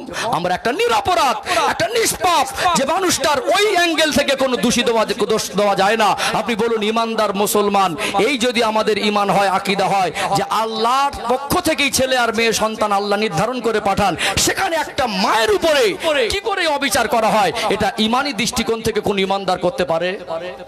আছে না নেই সমাজে? আছে না নেই? তার মানে আমাদের ধৈর্য কম হয়ে গেছে। আমরা আল্লাহর বিচারকে, আল্লাহর সিদ্ধান্তকে, আল্লাহর পরীক্ষাকে সাদরে গ্রহণ করে সবর করার জায়গায় আমরা আমাদের কর্ম দ্বারা, কথা দ্বারা, অঙ্গভঙ্গির দ্বারা একটা মানুষের উপরে দোষও চাপিয়ে দেই, তার উপরে অভক্তিও করি, তাকে বিভিন্ন রকম টর্চারও করি। বলুন তো এর হিসাব আল্লাহর কাছে দিতে হবে কি হবে না? ধৈর্য কম বলে না বেশি বলে? একটু হাঁকু দেন না। তাহলে কি করব? ধৈর্য ধারণ করব। ও ভাইজানেরা, সোনার মানিক যুবকেরা, আব্বারা মায়েরা, নবী আমার সোনা জবানে বললেন সাহাবীরা, আল্লাহ পাক যদি কাউকে 4টে মেয়ে সন্তান দেন, ওই 4টে মেয়ে সন্তানকে যদি তার বাবার মা ভালো করে মানুষ করতে পারে, ইসলামের শিক্ষায় শিক্ষিত করতে পারে, ওই মেয়েটাকে যদি শরীয়তের শিক্ষায় শিক্ষিত করে ভালো একটা আমানতদার ছেলে দেখে বিবাহ দিয়ে হক আদায় করতে পারে, 4টে মেয়ে দিয়ে আল্লাহ তাকে পরীক্ষা নিলেন, তিনি খুশি হয়ে মেহনত করে সন্তান হলো আমানত, আল্লাহর পক্ষ থেকে আমানত, আমানত পেয়ে ওই সন্তানগুলোকে লালন পালন করে তাদের হক আদায় করে দেওয়ার বিনিময়ে আল্লাহ দয়াময় তাকে জান্নাত নসিব করে দেবে। জোরে বলুন সুবহানাল্লাহ। আল্লাহ তার জন্য জান্নাত সহজ করে দিচ্ছেন। 4টে মেয়ে দিয়ে ওই আমল করি আল্লাহ তাকে জান্নাতি দেওয়া, জান্নাতবাসী করার জন্য আল্লাহ তাকে অপশন দিয়েছে। জান্নাতের পথকে আমরা উল্টো ঘুরিয়ে আমরা অন্যায়ের পথ বেছে নিয়েছি না নেইনি? বলুন তো ধৈর্য দরকার আছে না নেই? আল্লাহ পাক এই জন্য কোরআনুল কারিমে বলেন, লাকাদ কানা লাকুম ফি রাসূলিল্লাহি উসওয়াতুন হাসানা, আমার হাবিবের মধ্যে রয়েছে তোমাদের জন্য উত্তম আদর্শ। আমার নবী 63 বছরের জীবনে সব থেকে কষ্টের মুহূর্তে নবী আমার ধৈর্য ধারণ করেছিলেন না করেন নাই? চলুন আর একটা পয়েন্ট তুলে ধরি, যেহেতু আমার আলোচনার বিষয়বস্তু হলো ধৈর্য বা সবর। আল্লাহ কাউকে সন্তান দিচ্ছেন না, গাড়ির অভাব নেই, মালমাত্রার অভাব নেই, চাকরি আছে, ব্যবসা আছে, 20-50 বিঘে জমি আছে, মার্কেটে দোকান আছে, বড় ব্যবসা আছে, যদি বিবাহ বন্ধনে আবদ্ধ পড়ে 10-15 বছর সন্তান না হয়, বলুন তো দেখি এটা কি আল্লাহর পরীক্ষা নয়? 10-15 বছর সন্তান হয় নাই, সন্তান হয় না বলে অনেক মানুষ ধৈর্য হারা হয়ে গিয়ে শিরকের পথ বেছে নিয়েছে না নেয়নি? শিরকের পথ বেছে নিয়েছে। কিন্তু এখানে কোরআন শরীফ থেকে একটা দৃষ্টান্ত তুলে ধরি, একটু পরিষ্কার হবে ইনশাআল্লাহ। কোরআনুল কারিমে 114টি সূরা আছে, এর ভিতরে একটি সূরার নাম হলো সূরাতু ইব্রাহিম। 114টি সূরার ভিতরে সূরা ইব্রাহিম বলে একটি সূরা আছে। আল্লাহ পাক এই দুনিয়া জমিনে লক্ষাধিক নবী রাসূলকে পাঠিয়েছিলেন। এই লক্ষাধিক নবী রাসূলদের মধ্যে একজন নবীর নাম হলো হযরত নবী ইব্রাহিম আলাইহিস সালাম। টোটাল কোরআনুল কারিমে 114টি সূরার ভিতরে 25 জন নবী ও রাসূলের নাম আল্লাহ উল্লেখ করেছেন। যদিও লক্ষাধিক নবীকে আল্লাহ পাঠিয়েছেন, সব নবীদের নাম, সব নবীদের বর্ণনা আল্লাহ কোরআন শরীফে উল্লেখ করেন নাই। বিশেষ বিশেষ কিছু নবী বা রাসূল, বিশেষ করে 25 জন নবী ও রাসূলের নাম পাওয়া যায়। এই 25 জন নবী ও রাসূলের নামের মধ্যে হযরত নবী ইব্রাহিম আলাইহিস সালামের নাম আছে না নেই? ইব্রাহিম আলাইহিস সালামের নামে আল্লাহ একটা কমপ্লিট সূরা নাজিল করলেন। ইব্রাহিম আলাইহিস সালামের নামে আল্লাহ কোরআন শরীফে একাধিক আয়াত দিলেন। ইব্রাহিম আলাইহিস সালামকে আল্লাহ দয়াময় খলিল বলে আখ্যায়িত করেছিলেন। ইব্রাহিম ও খলিলুল্লাহ। ইব্রাহিম আলাইহিস সালাম হলো আল্লাহ পাকের দোস্ত, যিনি হলেন জাতির পিতা, আল্লাহর একজন সম্মানিত নবী। আল্লাহ পাক জানাকে বন্ধু বলেছেন, তাকেও পরীক্ষা নিয়েছেন। কয়েক হাজার বছর আগে আল্লাহ ইব্রাহিম আলাইহিস সালামকে দুনিয়ায় পাঠালেন। তার ইন্তেকালের কয়েক হাজার বছর পার হয়ে যাওয়ার পরে আল্লাহ আমার নবীকে পাঠালেন। আমার নবীর উপরে কোরআনুল কারীম অবতীর্ণ করলেন। কয়েক হাজার বছর আগে একজন নবীর জীবনে ঘটে যাওয়া ঘটনা আল্লাহ যদি কয়েক হাজার বছর পরে কোরআনুল কারীমে দেন, এর জন্য আল্লাহ দয়াময় আমাদের শিক্ষা দিয়েছেন না দেন নাই? শিক্ষা দিয়েছেন, দৃষ্টান্ত দিয়েছেন, যাতে আমরা আমাদের ঈমান আমলকে শুদ্ধ করতে পারি। ইব্রাহিম আলাইহিস সালামের জীবনের একটা দৃষ্টান্ত কোরআনুল কারীম থেকে তুলে ধরি। ইব্রাহিম আলাইহিস সালাম বিবাহ বন্ধনে আবদ্ধ হলেন প্রথমা বিবি, যার নাম হলো আম্মা জান হযরত সারা আলাইহাস সালাম। তিনি ছিলেন রাজকন্যা। অনেক লম্বা হিস্টোরি, যেহেতু আমার বিষয়বস্তু সবর, এই জন্য ইব্রাহিম আলাইহিস সালামের জীবনী বিস্তারিত বলার অবকাশ নেই। একজন আল্লাহ সম্মানিত নবী, আল্লাহ যাকে বন্ধু বলেছেন, তিনি দাম্পত্য জীবনে আবদ্ধ হলেন। বছরকে বছর পার হয়, সন্তান হয় না। স্বামী স্ত্রী আল্লাহর কাছে দোয়া চেয়েছেন, আল্লাহ মন পরীক্ষা নিলেন, তারপরও সন্তান হয় না।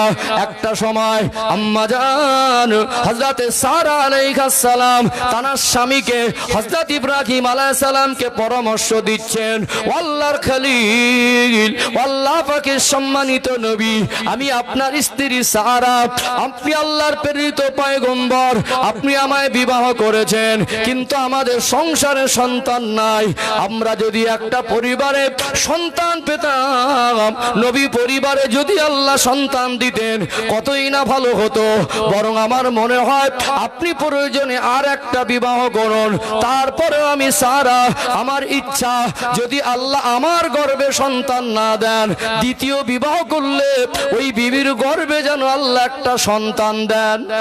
প্রথমা বিবি পরামর্শ দিচ্ছেন যে আমাদের তো সন্তান হয় না, প্রয়োজনে আপনি আর একটা বিবাহ করুন। দ্বিতীয় বিবাহ করলেন আম্মাজান হাজেরা আলাইহিস সালামকে, মা হাজেরা বিবাহ বন্ধনে আবদ্ধ হলেন। আল্লাহর পরীক্ষা যদি হয় আল্লাহ পরীক্ষা করবেনই। বিবাহ করলেন, তারপরেও সন্তান হয় না, কত বছর সন্তান পায় নাই, কত বছর আল্লাহ সন্তান দেয় নাই, অবাক হয়ে যাবেন। আজ আমাদের ধৈর্য সবর কোথায়, আল্লাহর উপরে ভরসা কোথায়? ইব্রাহিম আলাইহিস সালাম আল্লাহর কাছে দোয়া চাইতেন, যে দোয়াটা আল্লাহর কাছে চেয়েছিলেন আল্লাহর বড় পছন্দ হয়ে গেল। আল্লাহ দয়াময় ইব্রাহিম আলাইহিস সালামের ওই দোয়া চাওয়া তিনি হুবহু কোরআন শরীফে দিলেন। কোরআনুল কারীমের মধ্যে এসেছে তিনি আল্লাহর কাছে দোয়া চাইতেন আর বলতেন, রব্বি হাবলি মিনাস সালিহিন, আল্লাহ আমাকে একটা নেক সন্তান দেন, আল্লাহ আমাকে একটা নেক সন্তান দেন। আমরা 1 বছর 2 বছর চাই, 5 বছর চাই, 10 বছর চাই, ধৈর্য হারা হয়ে যায়। ইব্রাহিম আলাইহিস সালামের ঈমান দেখুন, তার বিষয়ে তাফসীরের কিতাব এসেছে 86 বছরও বয়স হয়ে গেল। কত বছর বুঝতে পাচ্ছেন? কত বছর? 86, 86 বছর। বয়স কম না বেশি? 86 বছর পর্যন্ত সন্তান ছিল না। কত বছর? তিনি একভাবে আল্লাহর কাছেই চেয়েছিলেন। কার কাছে? একজন নবীর জীবনে আল্লাহ দৃষ্টান্ত করে দিলেন, কোনোদিন যদি তোমাদের এরকম আমি আল্লাহ পরীক্ষা নেই, তো পরীক্ষাটা নিচ্ছি তুমি আমি আল্লাহর উপরে কতটা ভরসা করো। আমাকে যে তামাম কুল কায়নাতের স্রষ্টা বলে মেনেছো, আমাকে সর্বশক্তিমান বলে মেনেছো, আমি তামাম কুল কায়নাতকে পরিচালনা করি। ইন্নাল্লাহা আলা কুল্লি শাইইন কদির, আমি আল্লাহ সর্ববিষয়ে শক্তিমান। আল্লাহ পাক বলেন, কুলিল্লাহুম্মা মালিকাল মুলকি তুতিল মুলকা মান তাশাউ ওয়া তানজিউল মুলকা মিম্মান তাশা ওয়া তুইজ্জু মান তাশাউ ওয়া তুযিল্লু মান তাশা। আল্লাহ বলেন, হাবিব আপনি বলুন আল্লাহ সর্বভৌম শক্তির অধিকারী। আল্লাহ যাকে ইচ্ছা তাকে রাজত্ব দেন, যাকে ইচ্ছা তার রাজত্ব ছিনিয়ে নেন, যাকে ইচ্ছা তাকে সম্মান দেন, আর যাকে ইচ্ছা তাকে বেইজ্জতি করেন না। আল্লাহ তুলিজুল লাইলা ফিন নাহারি ওয়া তুলিজুন নাহারা ফিল লাইল, আল্লাহ রাতের ভিতর থেকে দিনকে টেনে বার করে, দিনের ভিতর থেকে রাতকে টেনে বার করেন।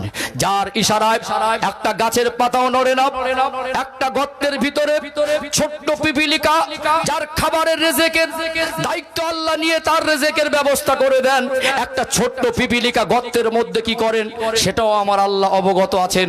সম্মানিত ভাইয়েরা, আল্লাহ পাক পরীক্ষা করেন, অর্থাৎ আল্লাহ যদি এরকম কঠিন পরীক্ষায় ফেলে দেন, আমাদের ঈমান যদি মজবুত হয়, আল্লাহ সিদ্ধান্তের উপরে আল্লাহ ছাড়া এই চাওয়া অন্য কারোর কাছে চাওয়ার অপশন আসবে না। ইব্রাহিম আলাইহিস সালাম 86 বছর নিঃসন্তান ছিলেন। 86 বছর পর্যন্ত তিনি যে ভাষায় দোয়া চেয়েছেন আল্লাহর কাছে, আল্লাহর পছন্দ হয়ে গেল।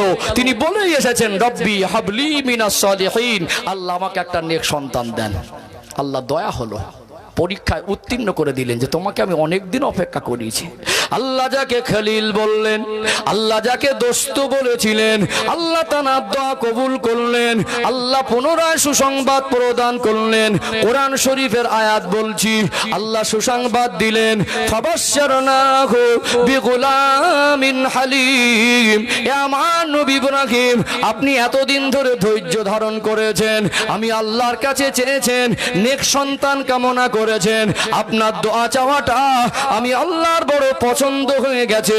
আপনি আমার কাছে নেক সন্তান চেয়েছেন, আমি আল্লাহ আপনাকে নেক সন্তানের সুসংবাদ প্রদান করলাম। জোরে বলেন না।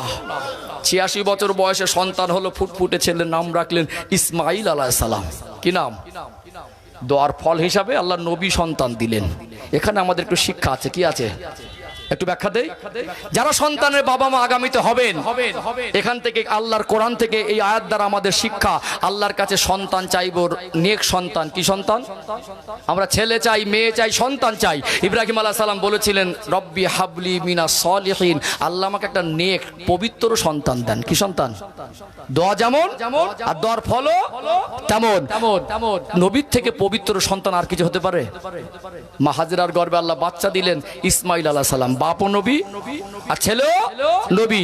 প্রথমা বিবি মা হাজেরা আলাইহিস সালামের গর্ভে আবার পুনরায় আল্লাহ সন্তান দিলেন, ওই সন্তানটা হযরতের নবী ইসহাক আলাইহিস সালাম। তাহলে দ্বিতীয় প্রথমা বিবি তিনিও মা হলেন, তার সন্তানটাও নবী। এই ইসহাক আলাইহিস সালামের ছেলে হযরত ইয়াকুব আলাইহিস সালাম, ইয়াকুব আলাইহিস সালামের ছেলে হযরত ইউসুফ আলাইহিস সালাম। এই যে বানি ইসরাইলদের যে মানে নবীদের যে বানি ইসরাইল যত নবী পাঠিয়েছেন, এই ইসহাক আলাইহিস সালামের বংশধর থেকে, ইয়াকুব আলাইহিস সালাম থেকে এদিকে। আর ইসমাইল আলাইহিস সালামের বংশধরকে আল্লাহ ওখানে স্টপ করে রেখে ওই বংশে, ওই নাসালে, ওই খানদানে আল্লাহ পাক আমার রাসূলকে নূর নবীকে প্রেরণ করেছিলেন। জোরে বলুন। পরীক্ষা নিলেন, আল্লাহ সন্তান দিলেন, ধৈর্য যেমন ধরেছেন, সবর যেমন করেছেন, আল্লাহ ফলটা ভালো দিয়েছেন না খারাপ দিয়েছেন? আর আজ আমাদের দোয়া চাওয়া কোথায়? সুখ শান্তি আমাদের ভিতরে সেইভাবে যা মনে করছি সেটা বাস্তবতায় খুঁজে পাওয়া যায় না। আগের দিনে মাটির ঘরে যে শান্তি ছিল, এখন এসি ঘরে সেই শান্তি নেই। যৌথ ফ্যামিলি, 3টে 4টে বৌমা, 13-14টা নাতিপোতা, অনেক ফ্যামিলি বড়, একসঙ্গে রান্না, এত ঠোকাঠুকি ছিল না। যায় যায় এখন তো সব পয়জান। বাড়ি থেকে নিয়ত করছে যদি ঠিকই তো 6 মাস সংসার টিকবো, তারপরে আলাদা করতে বাধ্য হবে। আর বাস্তবেই তাই। কোথায় হারিয়ে গেলাম? এখন কি কঠিন পরিস্থিতি। বড় ছেলেটাকে যদি বলতো কোচি অনেক বড় ফ্যামিলি, আলাদা হয়ে যান না, বৌমাও কাঁদছে, ছেলেটাও কাঁদছে, আব্বা আলাদা হবো না, অন্য কাউকে করে দাও। ছিল না এরকম পরিবেশ? মাটির ঘরে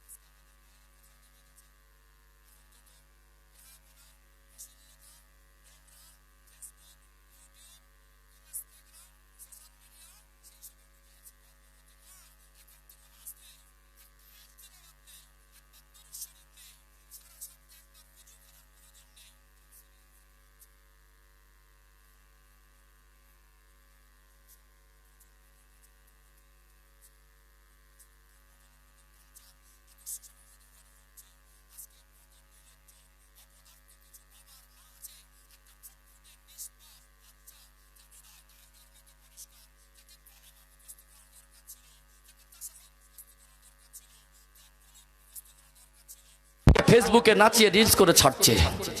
আর কত নিচে নামবেন? লজ্জা তো সামান্য যদি থাকতো, অন্তত বিবেক বাধা দিত। আজ আমাদের ঘরের ছেলে আর বৌমারা ছোট ছোট নাতিপোতাদেরকে দিয়ে কোমর দুলিয়ে নাচাচ্ছে, গানের সঙ্গে ডিজে বাজে, সেটা ফেসবুকে ছাড়ছে। কে? কোথায় ইজ্জত? কোথায় সেই সম্মান? এখন বর্তমান সময় দেখেছেন কি কঠিন দিন। মানে ডেলিভারির সময় আসলে মাটাকে হসপিটালে ভর্তি করাটা বাধ্যতামূলকের পর্যায়ে চলে গেছে। গেছে না? এদের ইজ্জতের দাম এরা বোঝে না, শরীরটাকে ঢাকার প্রয়োজন মনে করে না। আজকে এমন সিচুয়েশন, বলুন তো, সরকারি হসপিটালে একটা মা ডেলিভারির সময়ে সব কি মহিলা ডাক্তার থাকে? থাকে মহিলা ডাক্তার? বেঁচে থাকা অবস্থায় সারা জীবন ইজ্জতের দাম বোঝে না। তোমার ইজ্জত আল্লাহ কেন হেফাজত করবে? আগের দিনে মায়েদের ইজ্জতের দাম ছিল 100 টাকা শাড়িতে কোটি টাকার ইজ্জত তারা হেফাজত করেছে। আল্লাহ তাদেরকে সন্তান ভূমিষ্ঠর সময় তাদের ইজ্জতটাও আল্লাহ হেফাজত করেছেন। আজ তোমরা তো ইজ্জত বিক্রি করছো, আজ তোমরা তো ইজ্জত দেখিয়ে পয়সা কামাচ্ছো, আজ তোমরা তো ভাইরালের নেশায় পড়েছো। আজ তোমাদের ইজ্জতের হেফাজতের জিম্মাদার আল্লাহ কেন নেবে? যুবক ভাইদেরকে অনুরোধ করব, আবেদন করব, বিবিকে পর্দায় রাখেন, মেয়েদেরকে আদব শিক্ষা দেন, আদর্শ শিক্ষা দেন। এখন থেকে যদি সাবধান না হন, এ ফল কিন্তু দুনিয়াও ভুগতে হবে, কবরে ভুগতে হবে। আজকে ভাবতে অবাক লাগে, মরাবাড়ির চিত্র দেখেছেন? কষ্ট পাচ্ছেন নাকি আলোচনায়? কষ্ট পাচ্ছেন? যেমন ছোটবেলা থেকে নাচাচ্ছেন, বুঝবে চাচা বেলা হলি। ছোটবেলা থেকে নাচাচ্ছেন ফেসবুকে, বুঝবে চাচা বেলা হলি। এখন তো সব টোটো ভ্যান। বাপ মরে গেছে, মেয়েটা শ্বশুর বাড়ির থেকে টোটো ভ্যানে করে এসে ব্যাঙের মতো লাফিয়ে পড়েছে। বাবা মারা যাবার পর আপনার কান্না দেখে আমি টিটকারি করছি না। অবশ্যই কাছের মানুষ, রক্তের সম্পর্ক চলে গেলে হৃদয় ভেঙে যাবে, অবশ্যই অঝরে চোখ থেকে পানি ঝরবে। আপনার কান্নার বিরুদ্ধে তো আমি না। অথচ মেয়েটা বাপের লাশ দেখতে এসে ভ্যান থেকে লাফিয়ে পড়ে এমন হাত পা ছোটাছুটি করে কাঁদছে। মায়েদের অভ্যাস, যেখানে মায়েদের কান্না হয় সেখানে ভিড় বেশি হয়, যেখানে লাশ সেখানে লোক কম, ভিড় যেখানে মানে মেয়ের কান্না দেখে এক বালতি পানি ঢেলে দিয়েছে। এত চেঁচাচ্ছে মনে হচ্ছে পৃথিবীতে এর মতো মায়ার কেউ করে না। 4 দিন বাপের বাড়ি ছিল, বাপ মারা যাবার পরে 4 দিনের দিন একটা সবরেসানি হলো, খাওয়াটা খেয়ে গেল, এক ওয়াক্ত নামাজও পড়িনি, এক পৃষ্ঠা কোরআন তেলাওয়াতও করিনি, আল্লাহর কাছে একবার হাত তুলে বাপের জন্য মাগফিরাত চাইনি। 4 দিন পরে গিয়ে সেই বাপের বাড়ি থেকে শ্বশুর বাড়ি গিয়ে সিরিয়াল কাজা উঠছে, কোরআন তেলাওয়াত হয় না। আদব শেখান, আদর্শবান করুন, ধার্মিক হিসাবে গড়ে তুলুন। মেয়ে সন্তান অবশ্যই কাঁদবে, ছেলে কাঁদবে, কাছের মানুষ চলে গেলে অবশ্যই কাঁদবে। কান্নার বিরুদ্ধে তো আমি বলছি না, তবে আদবে কাঁদতে হবে। কান্নাটা